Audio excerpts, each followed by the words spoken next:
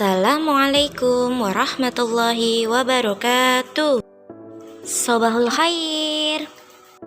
Kaifahalukum. Semoga antum semua selalu dalam keadaan sehat walafiat. Sebelum memulai pembelajaran hari ini, mari kita membaca basmalah bersama. Bismillahirrahmanirrahim. Di pembelajaran kali ini, kita akan belajar tentang tema 4, subtema 1, peredaran darahku sehat, pembelajaran 1. Nah, sebelum kita masuk ke inti pokok pembelajaran hari ini, simak cerita berikut ya. Nah, pahami dulu ya video pembelajaran hari ini.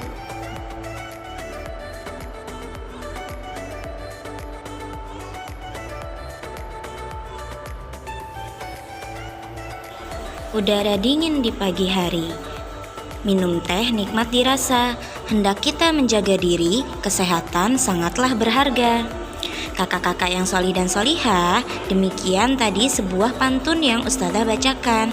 Pada pembelajaran kali ini, kita akan belajar tentang pantun dan tentang sistem peredaran darah pada manusia. Namun sebelumnya, kita akan membaca bacaan berikut ini.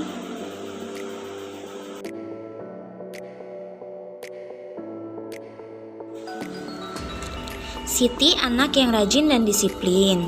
Siti selalu berangkat ke sekolah lebih awal. Jarak rumah Siti dan sekolah tidak terlalu jauh. Siti berangkat ke sekolah naik sepeda. Naik sepeda juga merupakan kegiatan olahraga. Siti mengayuh sepedanya dengan santai. Siti hanya membutuhkan waktu 20 menit untuk sampai ke sekolah. Siti sangat peduli dengan kesehatan tubuh. Bersepeda termasuk olahraga yang mendukung kebugaran dan dapat membantu melancarkan peredaran darah. Darah sangat penting peranannya bagi manusia.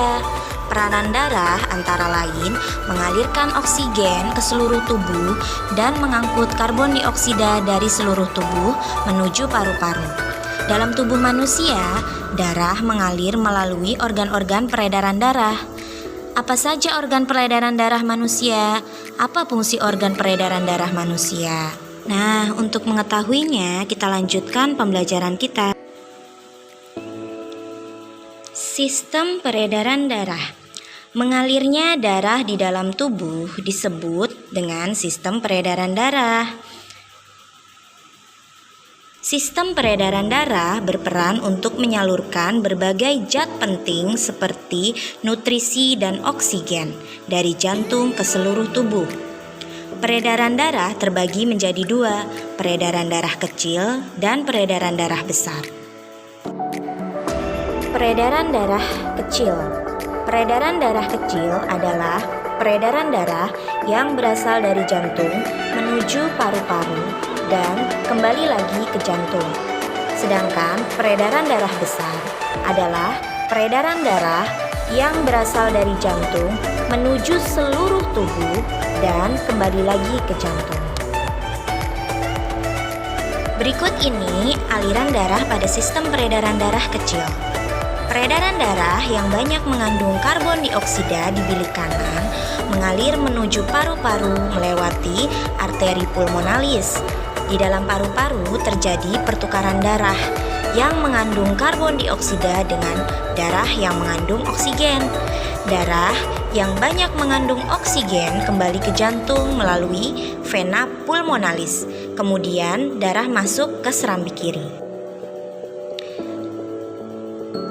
Nah, selanjutnya peredaran darah besar.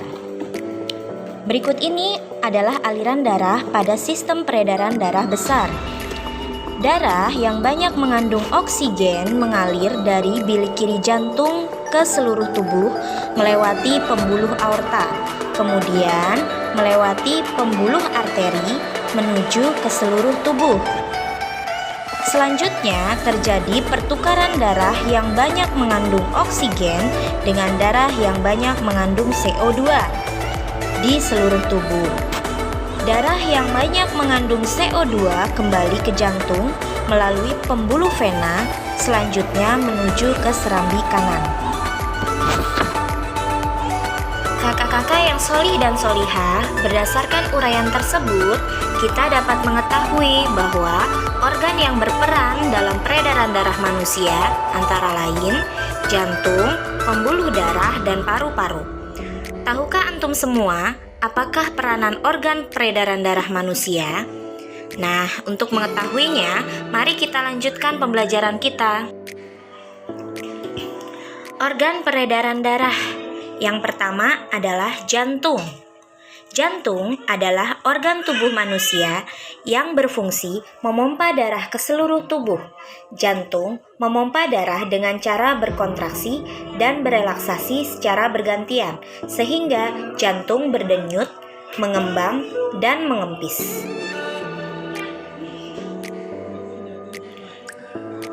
Jantung terletak di dalam rongga dada sebelah kiri. Ukuran jantung kira-kira sebesar kepalan tangan pemiliknya. Jantung tersusun atas kumpulan otot-otot yang sangat kuat dan disebut miokardium. Jantung terdiri atas 4 ruang, yaitu serambi kanan, serambi kiri, bilik kanan, dan bilik kiri. Di dalam jantung terdapat 4 katup. Yang pertama, katup mitral, terletak di antara serambi kiri dengan bilik kiri. Yang kedua, katup trikuspid, yang terletak di antara serambi kanan dan bilik kanan.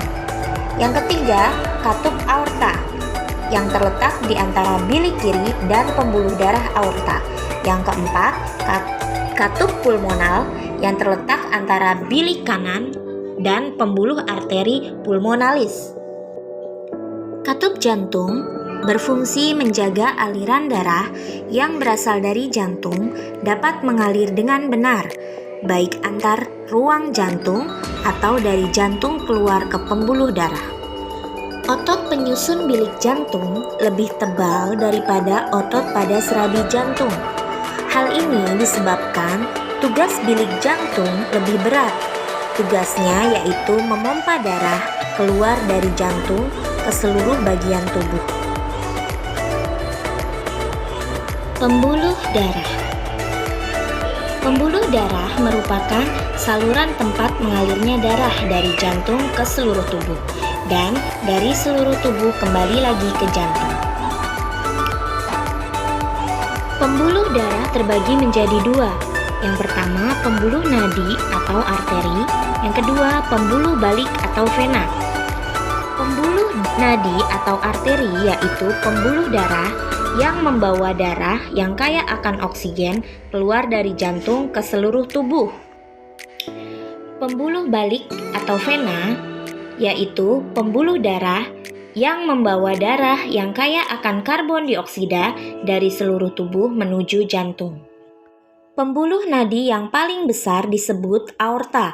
Pembuluh nadi dan pembuluh balik bercabang-cabang. Di ujung cabang pembuluh terkecil disebut pembuluh kapiler. Pembuluh kapiler sangat halus, berdinding tipis, dan berpori. Dalam pembuluh kapiler inilah terjadi pertukaran oksigen dan karbon dioksida. Berikut ini adalah perbedaan antara pembuluh nadi dengan pembuluh balik. Pembuluh nadi, aliran darah keluar dari jantung, membawa darah bersih, kaya akan oksigen kecuali arteri pulmonalis. Dinding tebal, kuat dan elastis, terletak di bagian dalam, denyut terasa, jika terluka darah memancar, memiliki 1 katup di dekat jantung. Pembuluh vena, aliran darah menuju jantung, membawa darah kotor, kaya akan CO2 kecuali vena pulmonalis, dinding tipis dan kaku, terletak di dekat permukaan kulit, denyut tidak terasa, jika terluka darah menetes, memiliki banyak katup. Panjang seluruh pembuluh darah manusia jika dihubungkan dari satu ujung ke ujung yang lain dapat mencapai sekitar 160.000 km.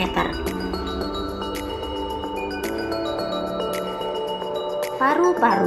Paru-paru juga memiliki peranan yang penting dalam sistem peredaran darah. Dalam sistem peredaran darah, paru-paru berperan sebagai penyuplai oksigen ke dalam darah.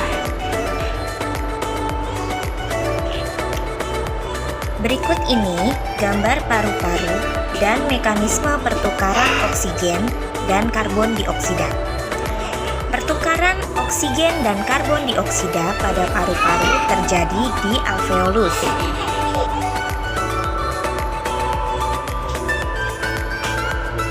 Kakak-kakak yang solih dan solihah, demikian tadi penjelasan tentang sistem peredaran darah manusia.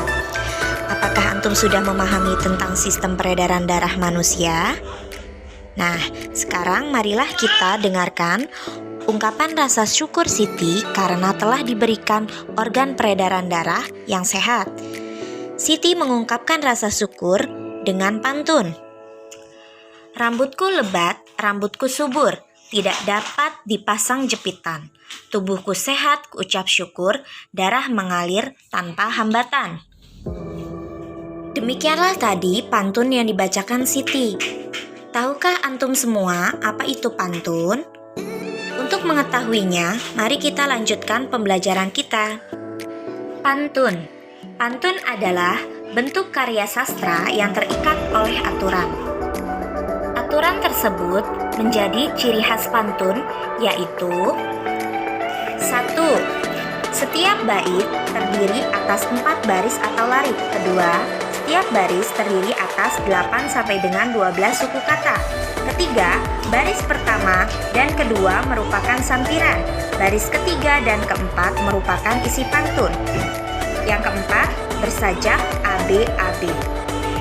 Demikian tadi penjelasan tentang pantun. Nah, coba sekarang antum buat sebuah pantun tentang peredaran darah. Sekian pembelajaran kita hari ini. Kita tutup pembelajaran hari ini dengan membaca hamdalah. Ustazah akhiri, wassalamualaikum warahmatullahi wabarakatuh.